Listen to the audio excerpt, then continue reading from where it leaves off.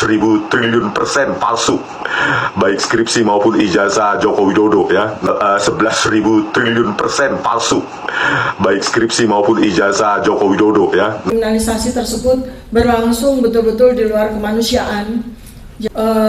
Ibu Kurnia Triliani terutama, beliau dalam keadaan sakit berat, tetapi masih dipaksa bahkan sampai tengah malam untuk dilakukan pemeriksaan.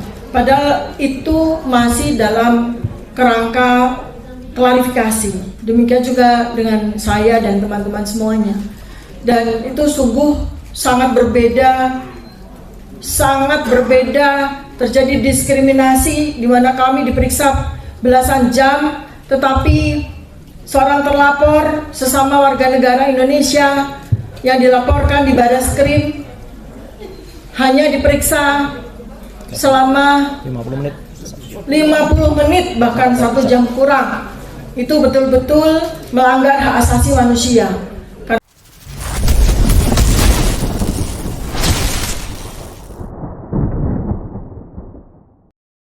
Assalamualaikum warahmatullahi wabarakatuh. Om Swastiastu, Nama Budaya, salam kebajikan, salam rahayu, selamat datang, selamat berjumpa lagi bersama Gus Amaung dalam channel Tanya-Tanya Politik. Semakin gila semakin asik.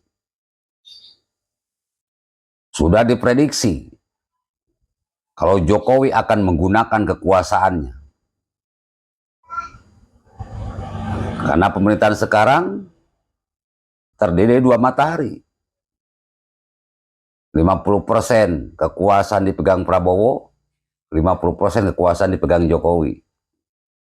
Jadi jangan aneh kalau sekarang Jokowi punya power untuk melakukan kriminalisasi terhadap Pak Resmo dan kawan-kawan. Pak Resmo dan kawan-kawan diperiksa sampai tengah malam, sementara Jokowi cukup ngopi saja dengan menghabiskan waktu 50 menit. Kemarin saya pernah bilang bahwa salah satu kelebihan Jokowi, dia punya kekuasaan. Salah satu kelemahan Jokowi, bukti-buktinya tidak kuat. Salah satu kelebihan dari Pak Resmo dan kawan-kawan, bukti-buktinya sangat kuat. Sementara kelemahannya, mereka tidak punya kekuasaan.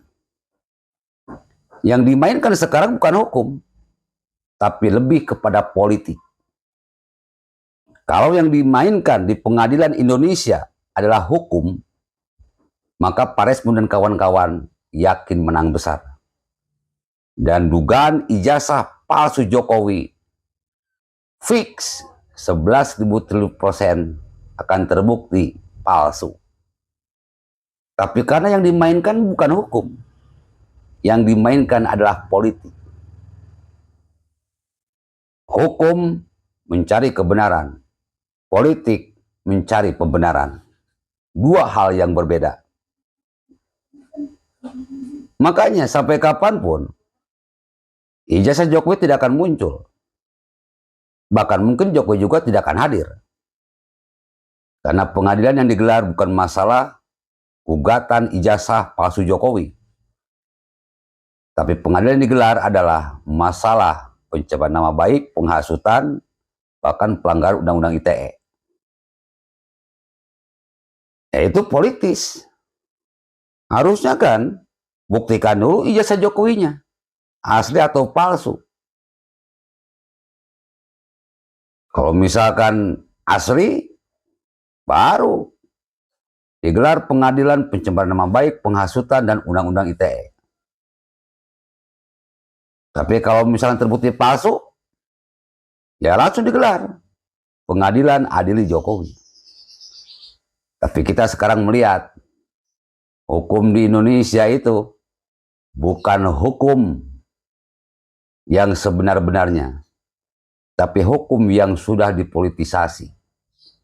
Yang dimainkan bukan hukum, tapi politik. Jokowi sedang melakukan pembenaran, bukan kebenaran.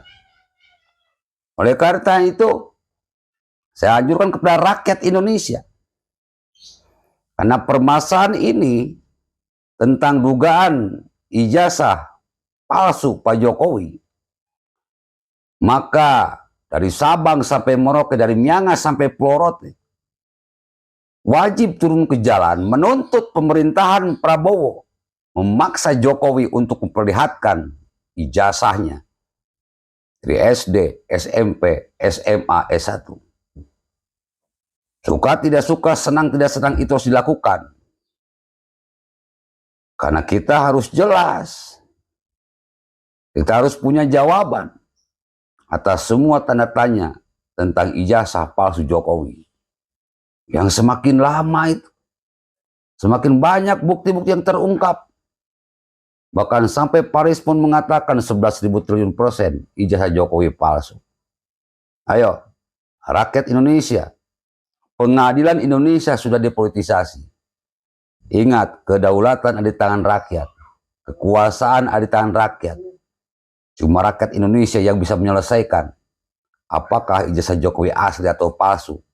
Dengan cara turun ke jalan, tuntut pemerintahan ini untuk memaksa Jokowi memperlihatkan ijazahnya. Biar clear, biar jelas apakah ijazah Jokowi asli atau palsu. Assalamualaikum warahmatullahi wabarakatuh.